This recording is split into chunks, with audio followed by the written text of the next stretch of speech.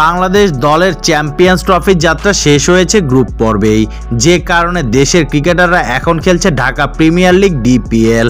তবে শীঘ্রই আবারও জাতীয় দলের জন্য প্রস্তুত হতে হবে তাদের। আগামী এপ্রিলে জিম্বাবুয়ে দল সিরিজ খেলতে আসবে বাংলাদেশে।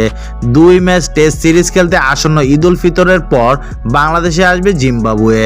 গতকাল মিরপুর শেরেবাংলা স্টেডিয়ামে গণমাধ্যমের মুখোমুখি এই তথ্য জানিয়েছে বিসিবির ক্রিকেট অপারেশনস বিভাগের ইনচার্জ শাহরিয়ার নাফিস। 2024 সালে জিম্বাবুয়ের সঙ্গে 3 ম্যাচের টি-20 সিরিজের সঙ্গে 2টি টেস্ট খেলার কথা ছিল বাংলাদেশের। তবে সেই বছর টি-20 বিশ্বকাপকে সামনে রেখে শুধু 5 ম্যাচের টি-20 সিরিজ খেলেছিল 2 দল। বাকি টেস্ট সিরিজটি এবার হতে যাচ্ছে। এই প্রসঙ্গে নাফিস বলেন, গত বছর বাংলাদেশের জিম্বাবুয়ে সফর ছিল। সেই সফরে 2টি টেস্ট ও 3টি টি-20 খেলার কথা ছিল। যেহেতু আমাদের সামনে টি-20 ছিল, তাই আমরা ওই সিরিজটি রিশিডিউল করে 5টি টি-20 খেলেছি।